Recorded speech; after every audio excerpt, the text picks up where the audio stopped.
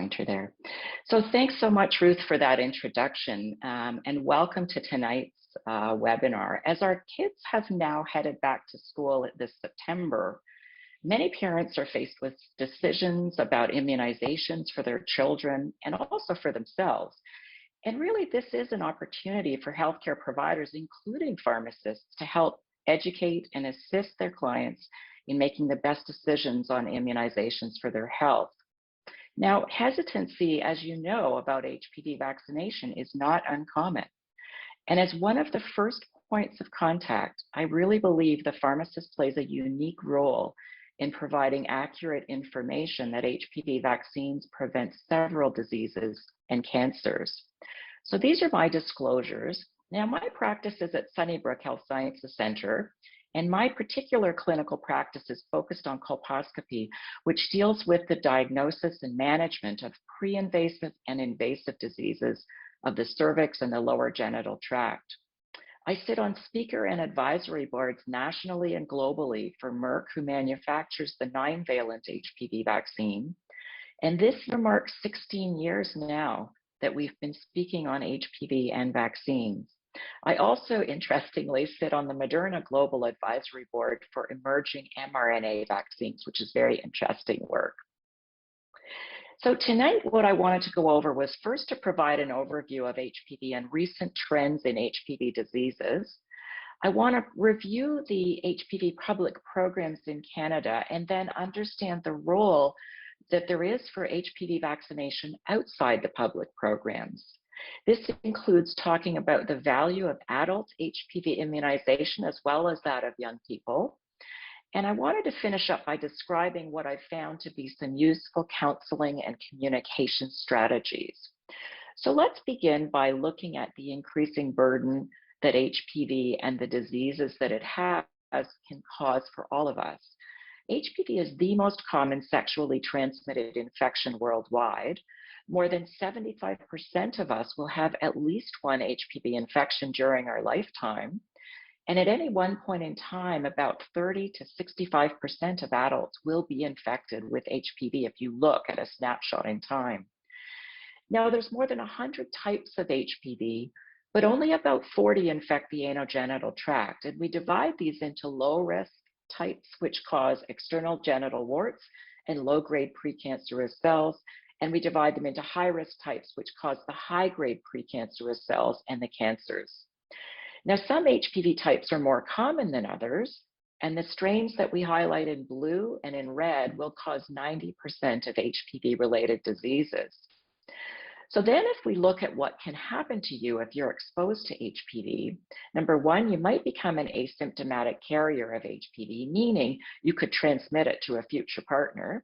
Number two, you might develop external genital warts.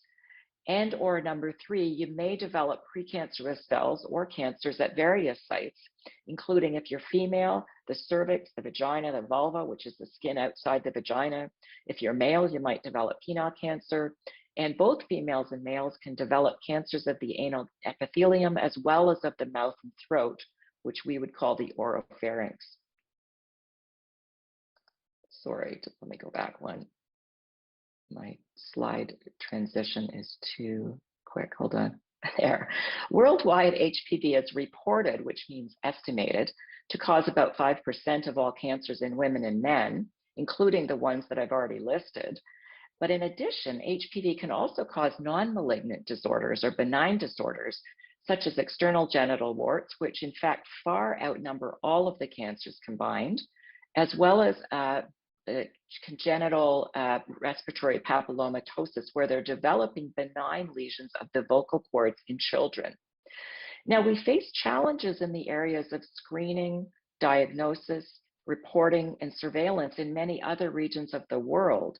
So these reported numbers are actually much lower than the actual number of cases. So here we're looking at the burden of HPV-related disease in Canada. Now, these numbers are from a 2016 report from the Canadian Cancer Society. And so that's, if you think about it, 5 to 6 years ago, and sadly, this was a special issue on HPV and has never been repeated. Updated numbers are very difficult to get as reporting is not consistent across the provinces within our country. So a few points I want you to notice.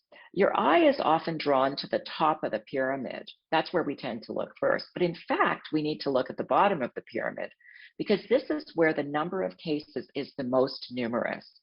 So as you can see, external genital warts far outnumber all of the cancers. And you can also see that the number of cases of oropharyngeal cancer caused by HPV has now surpassed the number of cases of cervical cancer diagnosed every year. So oropharyngeal cancer has in fact become more common now in Canada than cervical cancer. So let's look at the risk of HPV infection as an adult as we get older. In this graph, we're looking at the incidence of new HPV infections in different age groups over a 5-year period. Now, it's true that when you're a teenager, as seen in green, or in your early 20s, as seen in yellow, your risk of acquiring HPV over the next 5 years is certainly high. And that's because you tend to have more partners during that time period. However, as you get older, we still continue to see significant risk of acquiring HPV. For example, if you look over the age of 30, as seen in blue, you can see that our 5-year risk of getting HPV, if we have none today, is over 20% over the next 5 years, or 1 in 5 people. And over the age of 45, as seen in purple, it's still pretty high at over 10% over the next 5 years. Now, what is the risk of exposure to HPV if we have a new partner? Well, on the left, we can see the prevalence of HPV in women as we get older. Now, prevalence is the chance that a person has an HPV infection at any one point in time. And you can see that the prevalence of HPV gradually declines in adult women, but not down to a value of 0. In fact, over the age of 50, the prevalence of HPV in adult women is still quite high at 35%. And then on the right, we're looking at prevalence of HPV in adult men.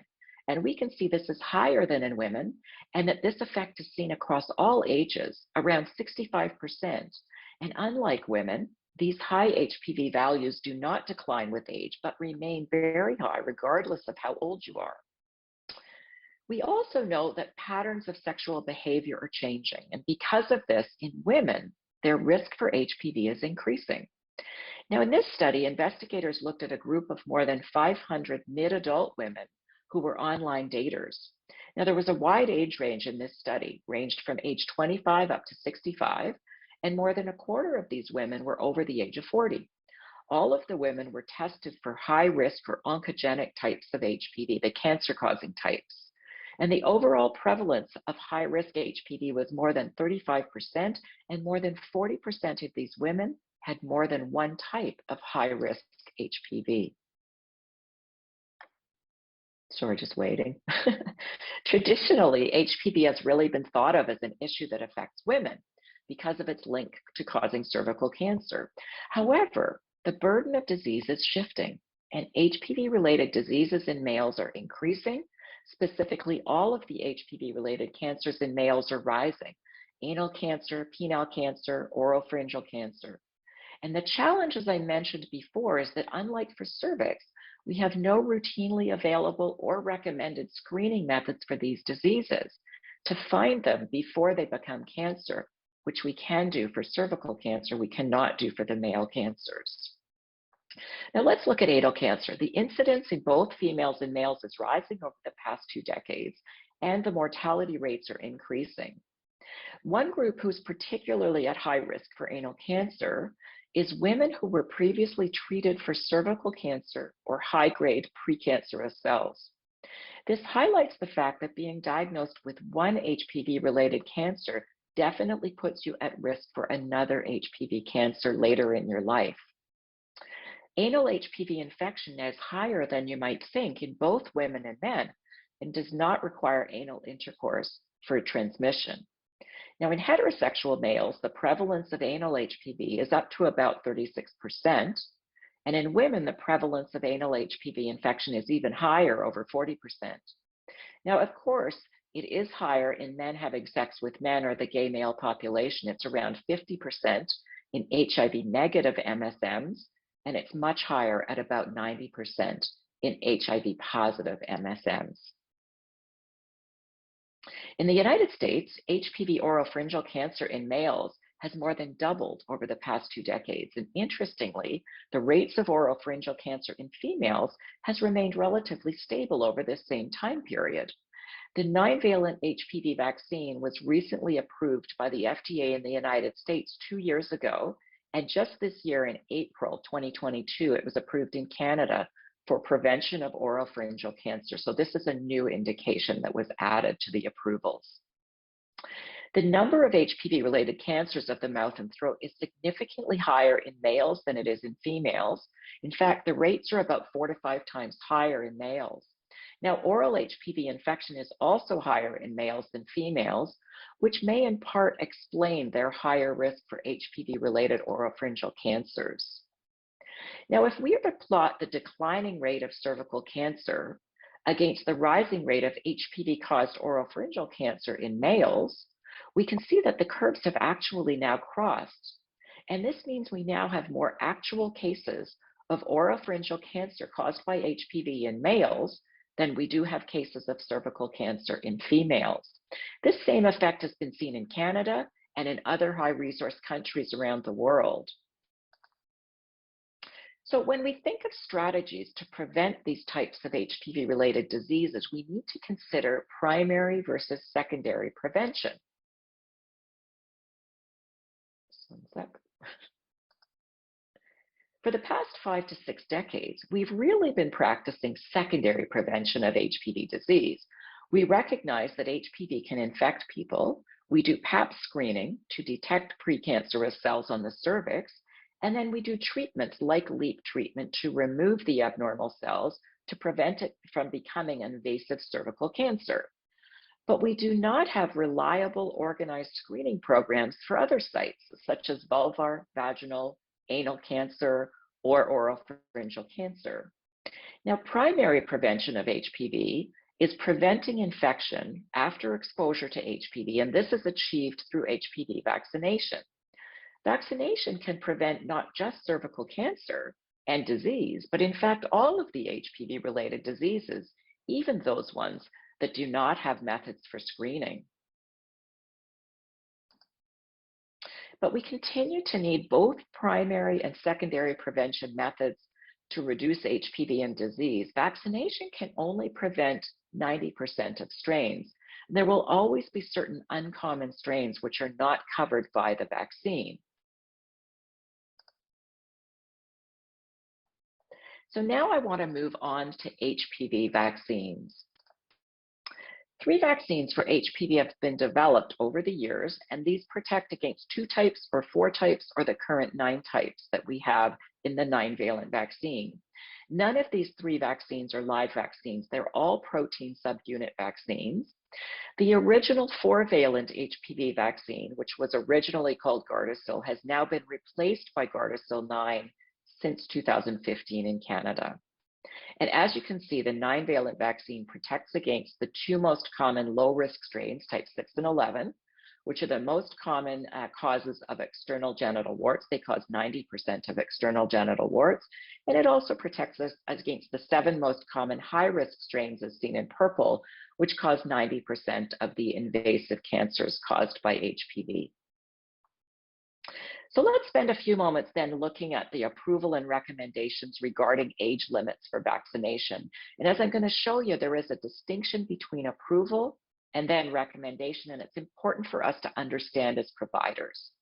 So the quadrivalent vaccine, which was 6, 11, 16, and 18, was first approved in 2006, so 16 years ago, for the listed female indications at that time only: cervical disease, vulvar and vaginal disease prevention, and anal disease prevention, including cancers. Then males were added in 2010 for protection against external genital warts, as well as anal cancers and precancers.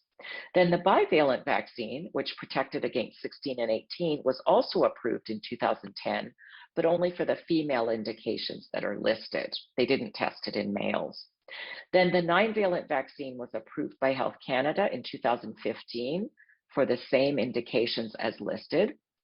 And the indication for males was recently extended 2 years ago in 2020 to now include males over the age of 26, which matches the female indication. Now, you'll notice that Health Canada does show an upper age limit of 45, and this is interesting, and it's only because their decision is based on the published evidence to date. This is not meant to imply that these vaccines suddenly stop working at age 46 and beyond. And as I mentioned, this year we just had approval a few months ago in April for the added indication of prevention of oropharyngeal cancer. Now, the next part that's really important for us to understand is the process in Canada after Health Canada approves the vaccine. After that happens, we then look to NACI, the National Advisory Committee on Immunization, and they tell us which groups they feel should be vaccinated. So for these vaccines, NACI currently recommends HPV vaccination in all individuals, male or female, ages 9 to 26, and they support vaccination over the age of 26, regardless of gender, with no upper age limit. So it's important, and this is what gives us the freedom to prescribe to all over the age of 26, because you'll often see prescriptions coming from us for people over the age of 45. This is because we follow the NACI recommendations. And in fact, we're not alone in Canada. In fact, over 50 countries worldwide now have no upper age limit for HPV vaccination. Thirdly, NACI has always recommended HPV vaccination of those who have a current or past history of HPV-related diseases, meaning we should not exclude those people or tell them that it's too late for them to be vaccinated. The Society of GYN Oncologists of Canada published a position statement a few years ago that went even further than the NACI statement, using even stronger language. They actively recommend universal HPV vaccination in Canada, regardless of age. And then last year, in 2021, we had a joint statement put out by the Canadian Society of Otolaryngologists and Head and Neck Surgeons, the Society of OBGYN of Canada, and the Gynae Oncology Group of Canada, where they presented a call to action to achieve elimination of HPV diseases and cancer through vaccination, through increased screening, and through early detection and treatment of HPV-related cancers. So in Canada, all our provinces and territories now vaccinate both boys and girls in our school-based programs. All provinces and regions have additional funded doses for high-risk individuals, such as men having sex with men and those who are HIV positive. Interestingly, in Alberta, the Yukon, and the Northwest Territory, those regions also have funded vaccination for all individuals up to and including age 26. We have catch-up programs in Ontario and Quebec. We have funded HPV vaccine, as you probably know, in Ontario until you leave high school. So up until grade 12, if they don't get it in school, we can go to public health to get funded doses for those kids who did not get vaccinated when it arrived in the grade 7 program. In Quebec, we have catch-up programs, but only for girls up to the age of 18. And as I mentioned, in Alberta, the Yukon, and Northwest Territories, it is funded up to the age and including age 26, which is really what we all would hope for. The problem is that although all children in Canada have funded HPV doses, the uptake is not optimal. For example, if we just look at Ontario, in the 2018-19 school year, which is before COVID happened, the uptake continued to be less than 60%. Now, and it's not true that only Ontario has low numbers, others do as well, but we also have provinces with excellent uptake like Newfoundland and Prince Edward Island. Now, as you know, most of these programs were halted in early 2020 due to COVID. So if you think about it, in 2020, in March, when COVID hit, the kids had gotten their first doses in September or October of the previous year, but they didn't get their second doses because schools shut down. So those kids missed their second doses of Hep B and HPV. Now, the following school year, 2020 to 2021, the kids missed both doses because the schools were closed and the programs were closed for much of that time. So the uptake rate last year in the school year actually fell from under 60% pre-COVID, which I thought was pretty terrible, to 0.8% the following year, which is devastating. And we're really only just starting to recover these losses to reach all the kids who missed the doses. Now, some of the issues that were identified in a recent Globe and Mail article last month talked about the vaccine hesitancy in us resuming these kids who missed doses. And some of the issues that were identified, of course, was lack of access to the program, where the school-based program brought the vaccine to the kids. But also, we have definitely seen a renewal or resurgence of vaccine hesitancy and certainly misinformation. You've seen it with COVID, but you also get this carryover effect to HPV and to other immunization programs for kids. So we really need to go beyond just the school-based vaccination programs, as it's clearly been shown to be of value to vaccinate adult males and females in addition to adolescents. And that's some of the information that I want to share with you. So let's consider the rationale of why we would consider vaccinating adults as well as adolescents. Now, there's three main benefits to being vaccinated as an adult against HPV. Number one, we do have a risk of new exposure, as we saw, and our desire is to vaccinate before that exposure happens, just like in younger kids. HPV vaccines have been proven to reduce disease in adults as well as younger individuals that I'm going to show you. And even if exposures have already occurred, if you've already had an HPV-related disease, vaccination is still of value. As I'm going to show you, several studies have now shown reduction of recurrence of disease, whether it be cervix or anal disease or external genital warts, even if we vaccinate you after the disease has occurred. So we're going to look first at the evidence for HPV vaccination for adult women. The original clinical trials for HPV vaccine were done in younger women up to the age of 26, and they showed excellent reduction, more than 97% reduction of infection and disease. And these are the findings that led to the launch of the quadrivalent vaccine back in 2006, and later the bivalent and the 9-valent vaccines. But we now have clinical trials done in mid-adult women over the age of 26 using bivalent and quadrivalent vaccine, and again, it shows excellent efficacy at preventing persistent infection and external genital warts, as well as abnormal pap tests, both low-grade and high-grade precancerous cells. Now, after the initial 4 years of this clinical trial, the quadrivalent long-term extension phase in adult women has shown no breakthrough cases of disease up to 10 years. And this demonstrates to us that these vaccines have lasting effect and they do not require booster dosing. Studies from many countries, including Canada, have shown dramatic reductions in infection, prevalence, external genital warts, and rates of cervical dysplasia.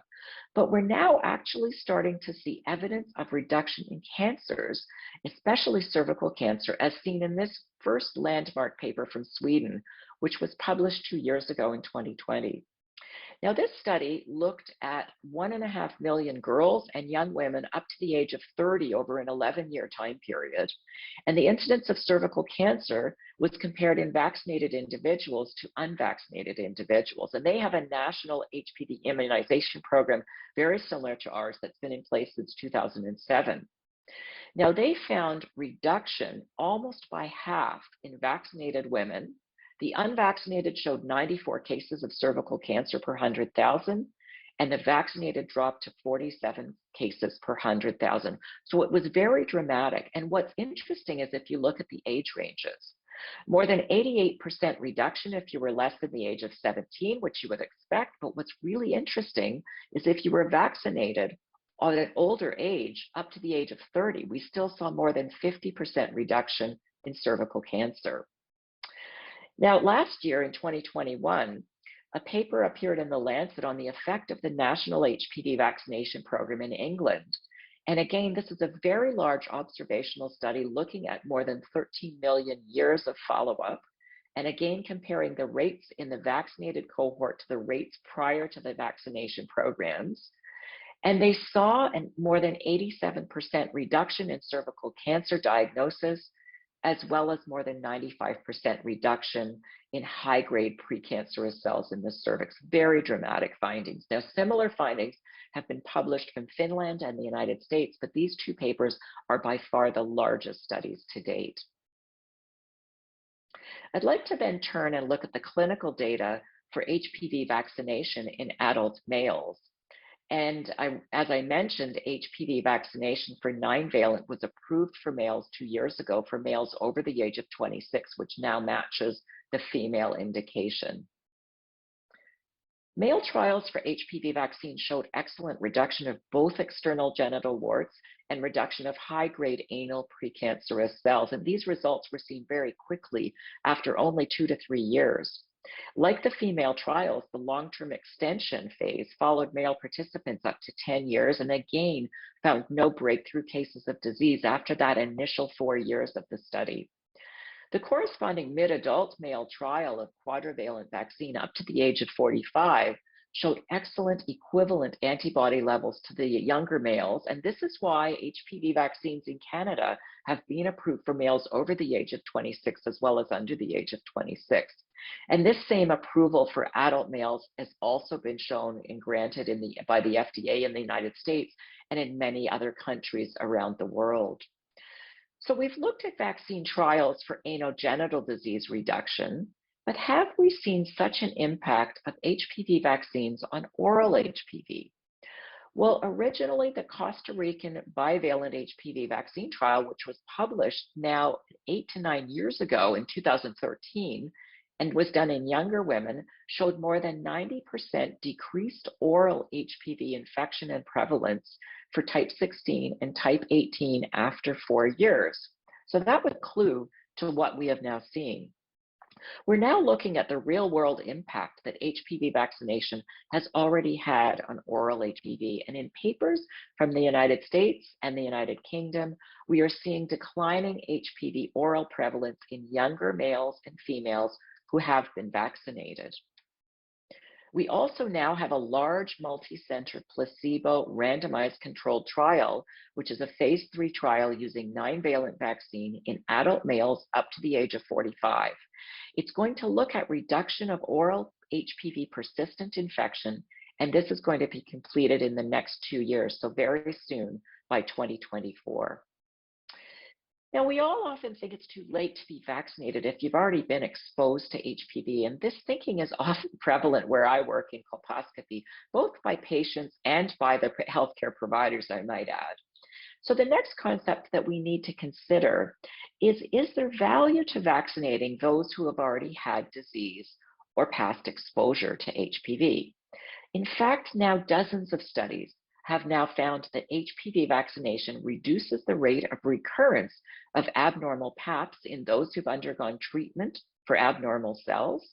And these findings are not limited just to the cervix. Vaccination has also been shown to have the same effect, reducing recurrence rates of external genital warts and now also rates of vulvar precancerous cells in those who've already been treated. So we can vaccinate before treatment, but we can also vaccinate even after treatment has occurred. Similar findings have been seen in males. HPV vaccination reduces recurrences of high-grade anal precancerous cells and external genital warts. And so we can see from papers that it's never too late to vaccinate adult females or males based on their age, based on their gender, or based on previous exposure to HPV or previous HPV diseases.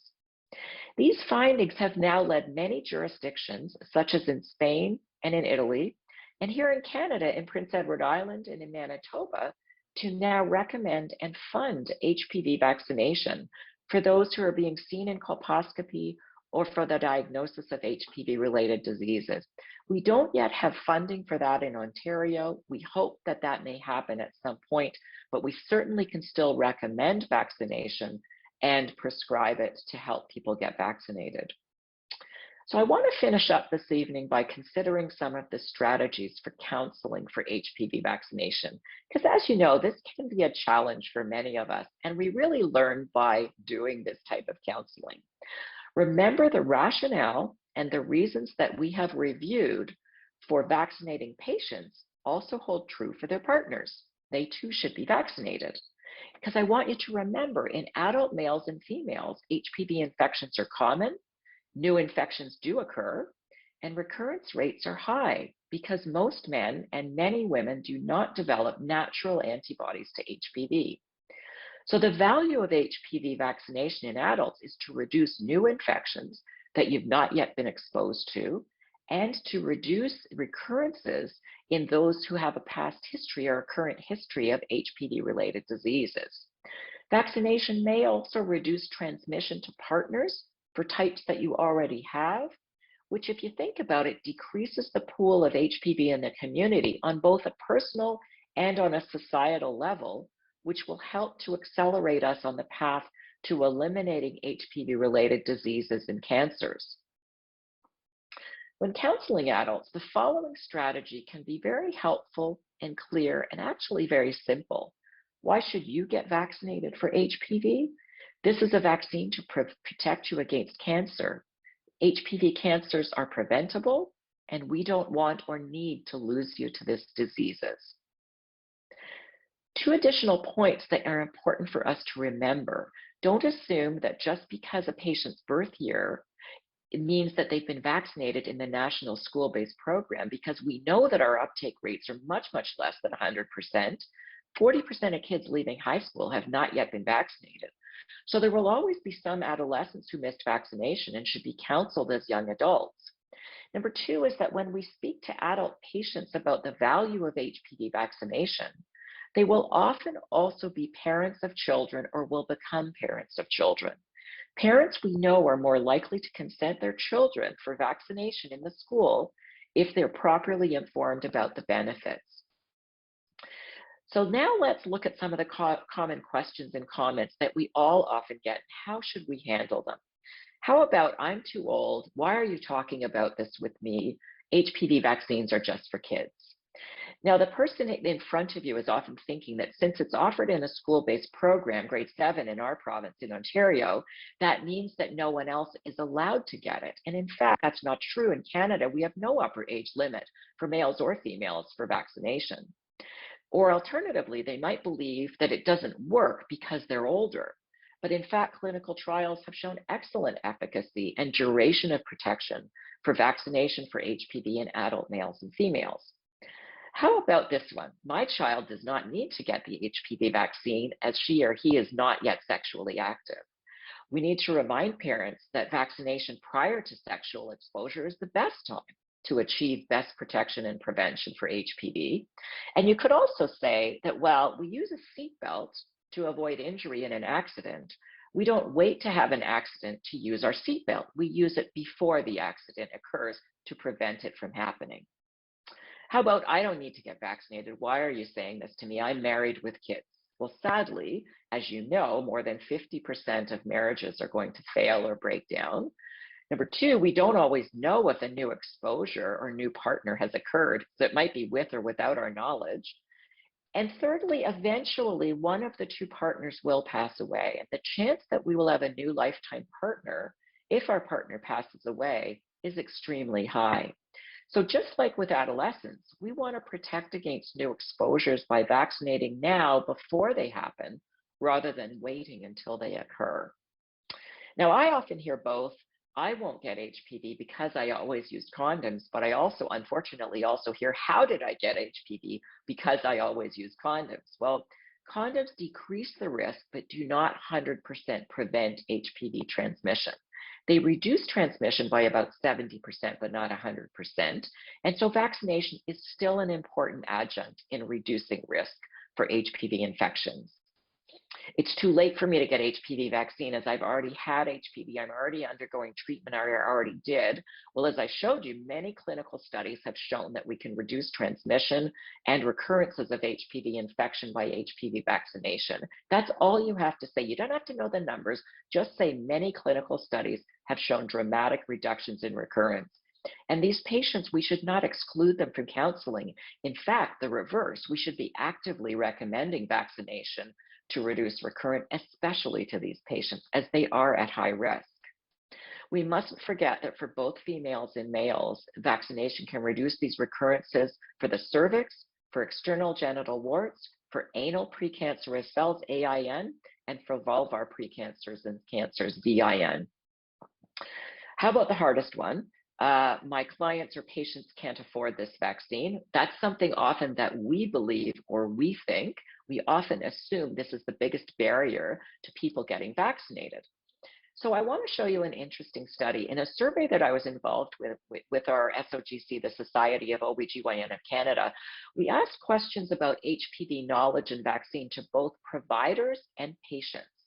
So we asked family doctors and specialists, what did you think is the top barrier to your patients getting vaccinated? More than 90% of providers, both GPs and specialists, said they believed cost was the number one barrier. But when we asked patients the exact same question, only 18 to 20% of them said cost was their number one barrier. What actually was the top barrier? More than 50% of them said, my doctor or provider never talked about it or recommended it. So in reality, the perceived barrier may not always be the actual barrier to getting vaccinated. We should not prejudge who can and can't afford this vaccine. It's our job to provide accurate and up-to-date information so each patient can make their own informed decision. So let's talk a little bit about how do I talk about cost. Well, the cost, as you know, of HPV vaccine is around $200 per dose. It's a little bit higher at some locations, a little bit lower at others. You don't pay all three at once. You pay per dose as you pick each one up. And once the series is completed, the 3 doses, further doses are not needed. So no booster dosing is required. For the school-based program, it's 2 doses, and that's because the kids getting vaccinated in the school-based program are less than the age of 15. And in that case, you only need 2 doses separated by 6 months. But for most of our purposes, we would be vaccinating people over the age of 15, and that's 3 doses. Remember that if somebody's drug plan does not cover HPV vaccine specifically, their spouse's plan might cover it, or parent's plan. And as you know, many plans have flex dollars or health spending accounts, which can be used to cover it because it's the choice of the patient what they spend those dollars on. If you're trying to be creative with patients, you can also split doses over 2 calendar years. So if they're doing it out of flex dollars or health spending account, you could spread the cost out over 2 calendar years. And we must always remember that the cost of an HPV-related disease is much more when you consider the time off work for tests, examinations, treatments, and the high rates of occurrence than it is for the cost of HPV vaccination. What if I got 1 dose of HPV vaccine, but I forgot to get the other doses?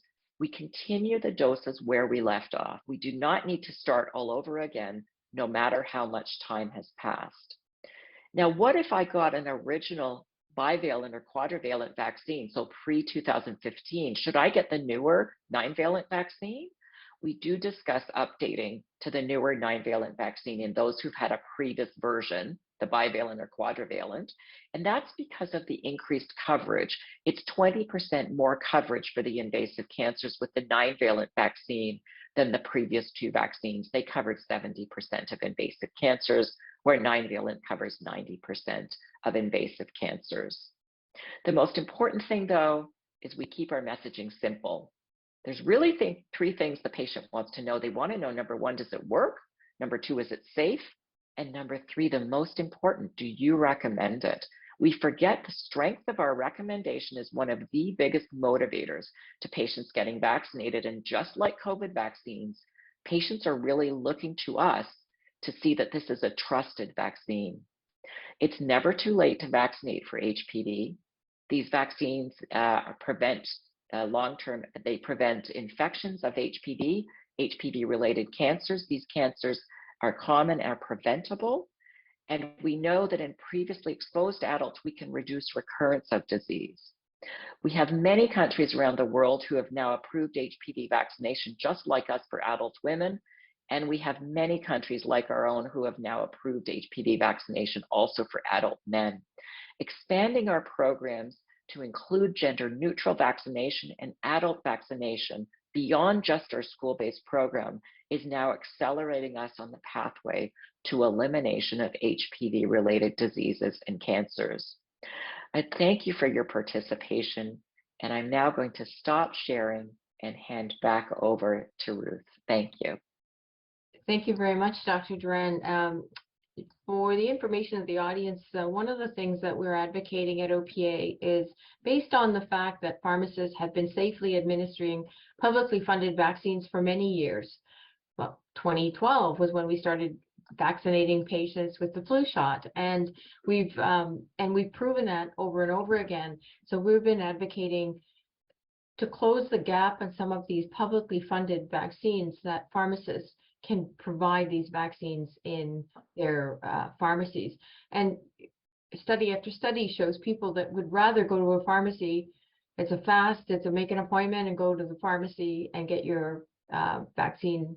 So just so everybody knows that we're hoping, you never know, we have kind of Dr. Moore's on our side, which is a good thing.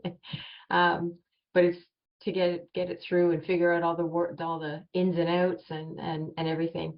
So we did have a couple of questions here. I don't know if you can see the questions. I do, yeah. Yeah. So the first question, 13.7 million years. Yeah, this was a very, very large study done in the United Kingdom.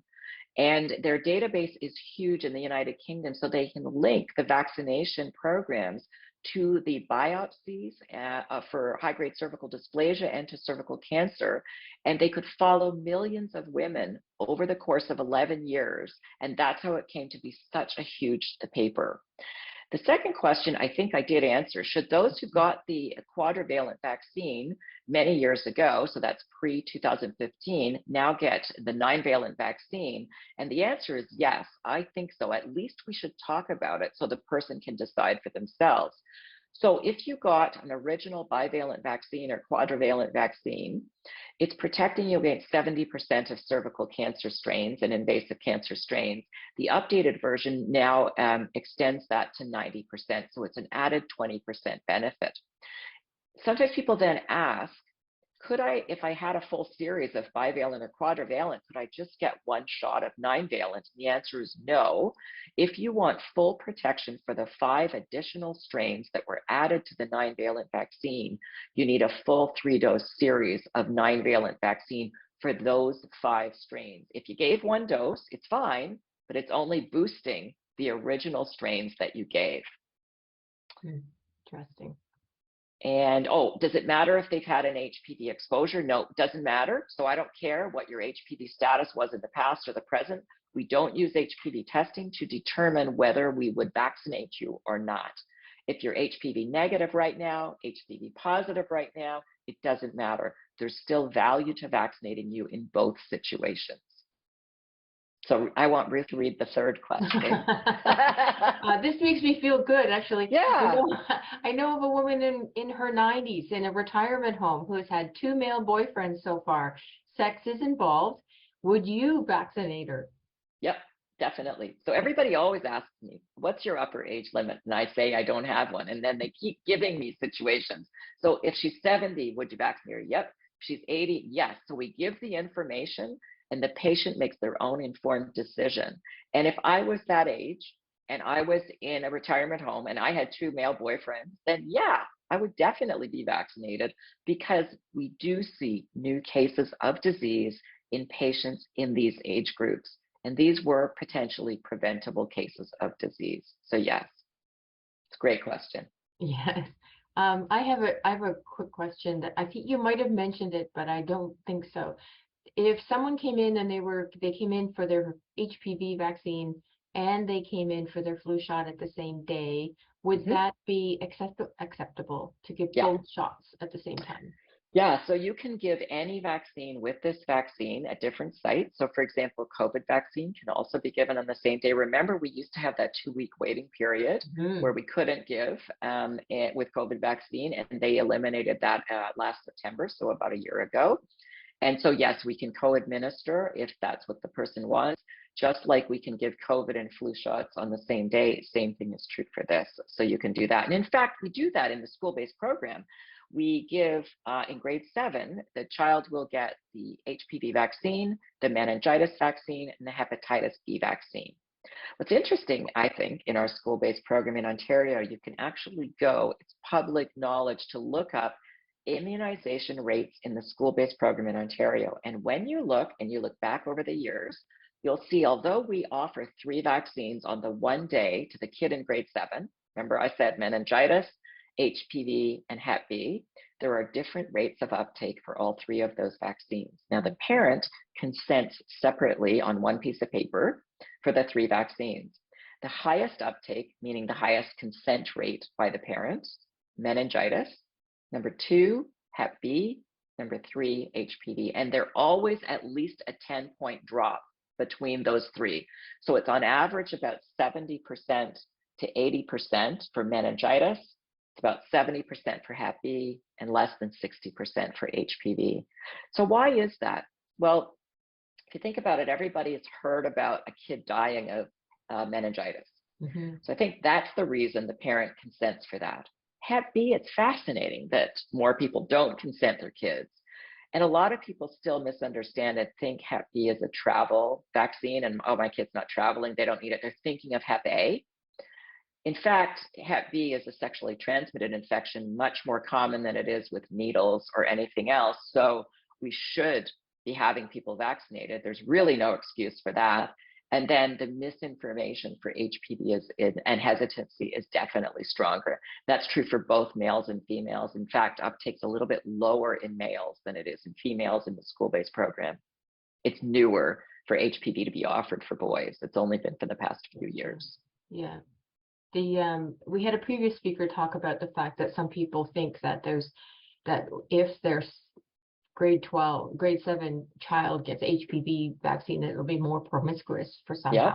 But it's studies have proven that they're less promiscuous. So that's right. So kids who are vaccinated for HPV will have later onset of sexual activity and fewer partners. And so if you think about it, it actually sort of makes sense that the person who is more in tune with the idea of risk reduction and prevention is probably going to be the person who also has fewer partners because they're thinking about risk reduction, or the parent has. Okay, I love this one. How about the objections by some religious groups to HPV vaccine? Well, I had this question, and it's a great story. Way back, gosh, it's well over 10 years ago, Harold Sturhausen from Germany won the Nobel Prize for linking HPV to cervical cancer, and he happened to be coming to speak in Toronto the same week that he won the Nobel Prize. So we were downtown at this talk that he was giving in the Mars building at U of T, and there was a panel of us, 4 of us, responding to questions because his English wasn't that good. So the panel of 4 of us had to respond, and there was a gynae oncologist, a gynae cancer doctor. There was myself, who was a general OBGYN. There was a public health person. And then there was, quotes, a lay person who was actually Andre Picard, who's a well-known health reporter for the Globe and Mail. And so people would ask questions from the audience after the talk, and a nun got up and asked the question, just like you've said, what about religious objections? And so, of course, the moderator is looking at our blank faces and turned to me and said, why don't you answer that question? So what I brought up was a very interesting study that was published a few years back. Sorry, my dog's barking. It was published a few years back. And this looked at university-aged women, so aged 18 to 22 in Seattle. And it was not a vaccine study. It was an HPV study. To enter this study, you had to either have no partners ever in your life or your first lifetime partner. If you had a second partner, you dropped out of the study. So you're only looking at women who have a very low risk with one partner, one lifetime partner for HPV. And they tested the women upon entry to the study, and at 1 year and at 3 years. And so at 1 year, first lifetime partner, 30% of them were positive for HPV. At 3 years, 50% of them were positive for HPV. The point of the study was you were not controlling for the partner's sexual activity. And this is real life. So to the Catholic or the nun, you always want your children to have children. That's the whole point, is for them to procreate. And let's say they only have one lifetime partner. Does that mean their risk for HPV is 0? No, it doesn't. Their risk is still considerable because we can't screen for that one lifetime partner that they're going to have. So we do want to protect them by vaccinating them against HPV. Very good. Well, we don't have any more questions. I really appreciate all the information tonight, and hopefully we'll have some good advocacy and we'll be able to close that gap and someday say cervical cancer is gone. that would be just lovely.